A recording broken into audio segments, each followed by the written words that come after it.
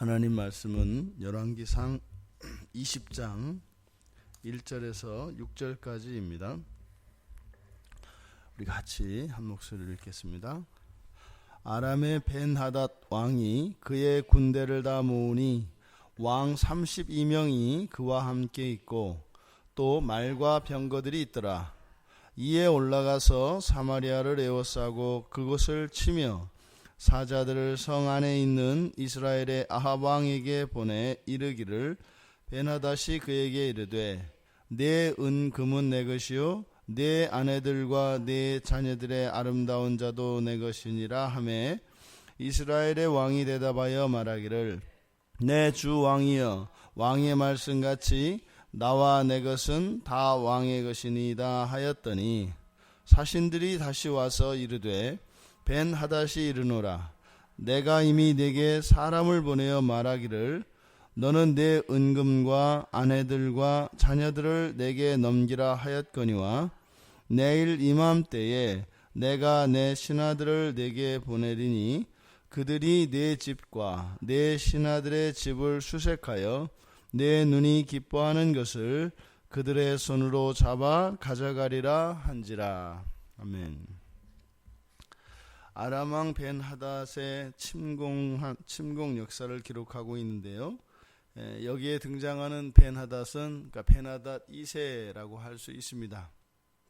그리고 이 벤하닷이라고 하는 이름이 일반적인 통칭으로 아람에서는 신의 아들이라고 하는 의미를 가진 벤하닷, 이것은 개인의 이름이라기보다는 왕을 나타내는 존엄한 칭호, 그런 의미가 있다고 합니다. 그리고 이 하닷, 벤하닷 할 때 히브리어로는 벤이라고 하는 말이 아들이라는 뜻이고요. 그래서 하닷의 아들 이런 뜻이지요.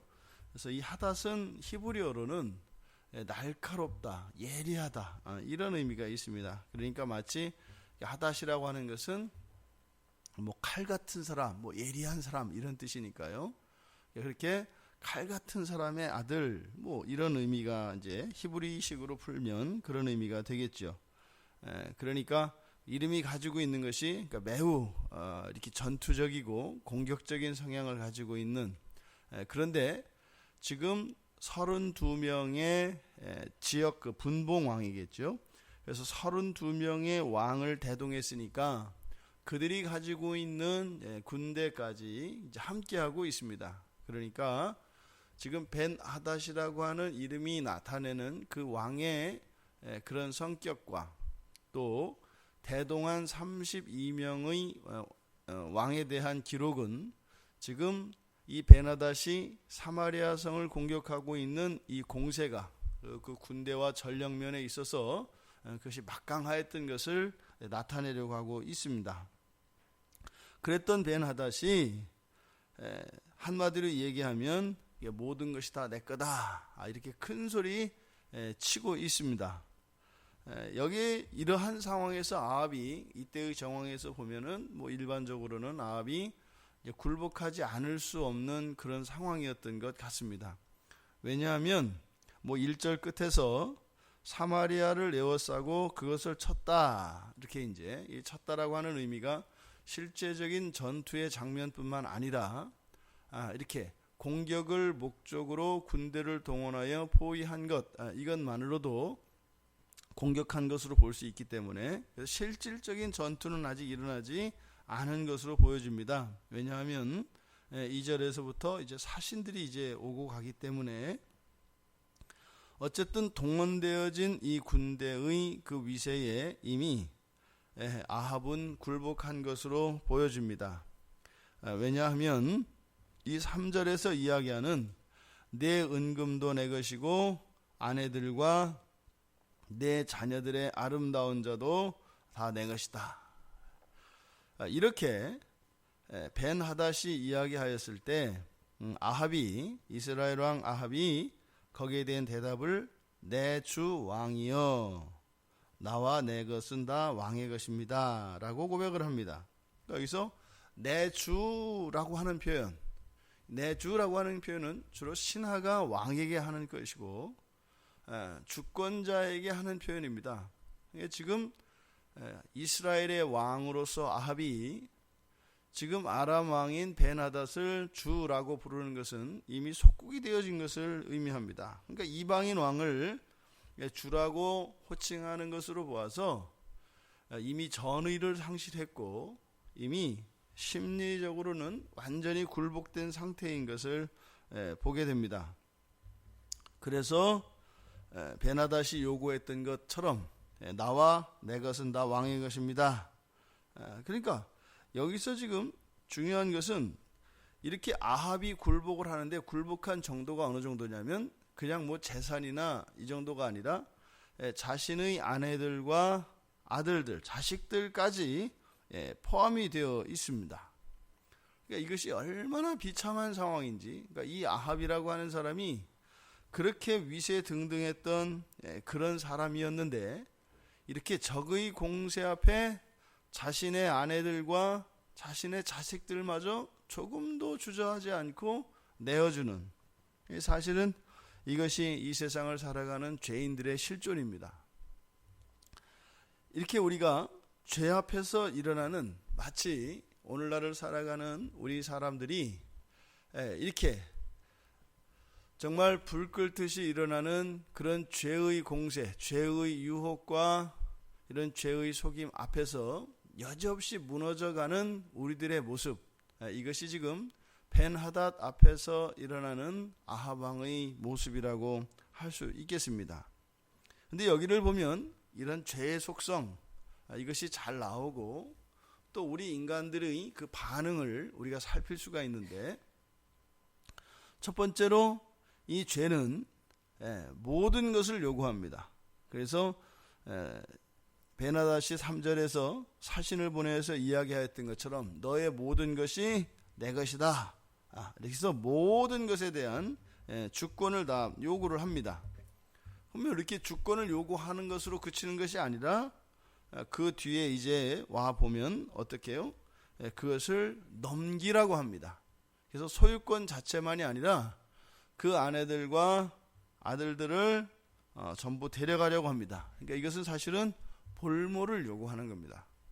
그냥 소유권 정도가 아니라 아이의 인질로, 볼모로 그들을 데려가려고 하는 것이죠. 그리고 6절에 가면 내일 이맘때에 내가 내 신하들을 내게 보내겠다. 그러니까 지금 이거는 마치 그냥 아합 왕이 가지고 있는 이 모든 것들은 벤하닷이 잠깐 맡겨 놓았던 것처럼 이야기를 합니다. 그리고 그래서 시간을 정해서 그것을 데려가겠다. 그러니까 지금 이 벤하닷은 의도적으로 아합을 신하의 수준으로 완전히 격화시켜서 지금 이스라엘을 자신의 속국이라는 사실을 천명하고 있는 것 같습니다. 그리고 나서는 내 집과 내 신하의 집을 수색하여 내가 기뻐하는 것을 가져가겠다. 인류의 역사 속에서요, 아주 절대적인 이런 폭군, 아주 무지막지한 폭군마저도 기본적인 사생활과 기본적인 사유재산 정도는 다 인정을 합니다. 근데 지금 벤하닷이 주장하는 것을 보면 뭐예요? 이 벤하닷의 신하들이 아무나 들어와서 아합 왕은 물론이고 아합 왕의 신하, 그리고 그 백성들의 그 집에 막 들어와서 마음대로 뒤질 수 있다는 겁니다. 수색을 해서 또 가져가고 싶은 것은 마음대로 가져갈 수 있다고 얘기를 하는 겁니다. 그러니까 일체의 자치권과 기본적인 자유마저도 인정하지 않고 완전히 박탈할 것이라고 얘기를 합니다. 죄의 속성이 이렇습니다. 이렇게 해서 벤하닷이 겁을 주니까 거기에 굴복해서 아합이 예 맞습니다. 저의 모든 것은 당신의 것입니다. 이렇게 하면 그래 그러면 이제 앞으로 공물을 바쳐라 이렇게 하고 돌아가는 것이 아니라 어떻게 해요? 더 한 걸음 더 나와서 내놔라. 그리고 한 걸음 더 나와서 어떻게 해요? 내가 정한 기한 안에 그리고 내가 가지고 싶은 모든 것을. 그래서 이것이 점점 그 강도가 더해집니다. 이것이 죄의 속성입니다. 그래서 우리가 항상 죄에 대해서 반응해야 되는 것은 깨달았던 그 자리에서 더 이상 물러서지 않고 회개하고 돌이켜야 합니다. 그렇지 않게 되면 점점점 더 우리들의 모든 것, 그래서 심지어는 작은 자유마저도 박탈하려고 하는 것이 죄의 속성입니다. 또 이 아합 왕의 반응을 우리가 살펴볼 수 있는데요. 이 아합 왕이 어땠던 사람이에요? 선지자 엘리야가 와가지고요, 섬겼던 그 우상 선지자 450명을 싹 쓸어버리고요, 거기서 하나님이 하늘에서 불을 내리고요, 하나님이 살아계시다는 것, 그것을 여실히 보았던 아합 왕입니다. 근데 그때도 어떻게 했어요? 하나님 앞에서 무릎을 꿇었어요? 안 꿇었어요? 안 꿇었단 말이에요. 그런데 이상하게 지금 이 벤하닷 앞에서는 어떻게 합니까? 뭐 고양이 앞에선 생쥐마냥 완전히 자존심도 사라져버리고, 아니 세상에 나라를 들어먹더라도 들어먹어야지 어떻게 자기 아내와 자식들을 내어줄 수가 있어요. 차라리 칼을 물고 자결 할지라도 이런 일이 쉽게 일어나겠습니까? 그런데 이 아합 왕은 지금 하나님 여호와 하나님께 나타내던 이런 자세와 완전히 정반대의 자세를 나타내는 것을 보게 됩니다. 이것이 우리들의 반응입니다. 하나님의 군대가 세겠습니까? 여호와의 불이 임하여서 일어났던 이 일이 무시무시하고 더 사실은 두려운 일입니까? 아니면 적의 군대가 둘러치고 있는 것이 더 두려운 것입니까?